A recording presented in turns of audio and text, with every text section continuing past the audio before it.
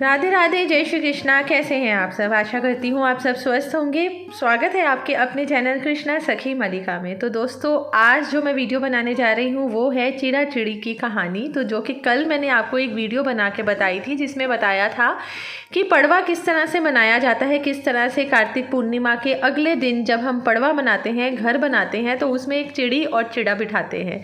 तो उन्हीं की कहानी है, उन्हीं को समर्पित है। तो चलिए, सबसे पहले ना हमें ये चिड़ा और चिड़ी की कहानी सुननी बहुत ज़रूरी है, क्योंकि जो लोग घर बना रहे हैं ना पड़वा वाले दिन, उनको ये कहानी ज़रूर सुननी चाहिए। तो मैं आपको वो कहानी आज सुनाती हूँ। सबसे पहली बात ये है कि इस कहानी को कार्तिक माह की पूर्णिमा से अगले दिन, मतलब कि पड़वा को पढ़ते हैं। और ये वर्ष ये कहानी जो है ना, ये बहुत ही जैसे कि कहते हैं ना, कल्याणकारी और मंगलकारी होती है।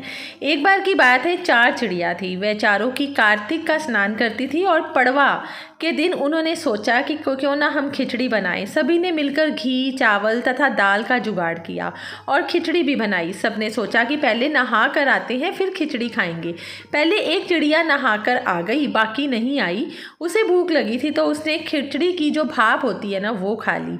दूसरी चिड़िया जब आई नहाकर, तो उसे भी बहुत भूख लग रही थी, तो उसने खिचड़ी का पानी पी लिया। तीसरी ने खिचड़ी खा ली और चौथी ने खिचड़ी की जो खुरचन होती है ना, वो खा ली। खाने के बाद चारों की चारों मर गई। जिस चिड़िया ने भाप खाई थी वह राजा के घर राजकुमारी के रूप में पैदा हुई। जिस चिड़िया ने खिचड़ी का पानी पिया था वह कुम्हार के घर में पैदा हुई। जिसने खिचड़ी खाई वह ब्राह्मण के घर जन्म लेती है, और जिसने खुरचन खाई थी ना खिचड़ी की, वह हथनी के रूप में जन्म लेती है। कुम्हार की लड़की राजा के यहाँ दासी बन गई, ब्राह्मण की लड़की राजकुमारी की सहेली बन गई। हथनी ने भी राजा के यहाँ आ गई और राजकुमारी बनी चिड़िया को पिछले जन्म की सभी बातें याद थी। राजकुमारी का विवाह हुआ तो उसने राजा से कहा कि मैं अपने साथ इस दासियों को, अपनी सहेली को भी ससुराल ले जाऊंगी। तो राजा ने कहा कि ठीक है, ले जाना। राजकुमारी फिर भी नहीं गई तो राजा ने पूछा, तब उसने कहा कि मेरे साथ इस हथनी को भी भेज दो। लेकिन हथनी जाने को उठी ही नहीं। तब राजकुमारी उसके कान में पिछले जन्म की सारी बातें कह देती है, जिसे सुनकर हथनी अब उठ जाती है।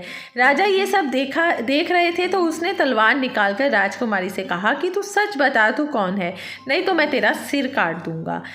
तो राजकुमारी ने राजा को सभी बातें सच बता दी। पिछले जन्म की सभी बातें सुनकर राजा बोले कि यदि कार्तिक स्नान का इतना महत्व है, तब हम भी इस जोड़े से कार्तिक नहाकर दान पुण्य आदि करेंगे। तो इस तरह से दोस्तों ये कहानी होती है संपन्न। तो आप भी ये कहानी ज़रूर सुनिएगा जब आप पड़वा मनाएंगे ना, जब आप अपना एक घर बनाते हैं पड़वा वाले दिन। चाहे चावल से बनाइए, अक्षत से बनाइए, आटे से बनाइए, गेहूं के बीज से बनाइए, जिस चीज़ से भी बनाइए, जो भी चीज़ से आप घर बनाते हैं, उसके बाद हमें ये कहानी ज़रूर सुननी होती है। इस कहानी का हमारे जीवन में बहुत ज़्यादा महत्व होता है और ये कहानी भी बहुत कल्याणकारी होती है। इस कहानी से हमें यही शिक्षा मिलती है कि हमें जो कार्तिक मास का स्नान है ज़रूर करना चाहिए, और कार्तिक मास जब ख़त्म हो जाता है ना, उसके अगले दिन पड़वा ज़रूर बनाना चाहिए। उसमें एक घर ज़रूर बनाना चाहिए और भगवान से प्रार्थना करनी चाहिए कि हे परमात्मा, हम ये घर बना रहे हैं और आप इस घर में हमें सुख, शांति, समृद्धि, खुशहाली और बरकत सदैव बनाए रखना। तो इस तरह से दोस्तों ये कहानी संपूर्ण होती है।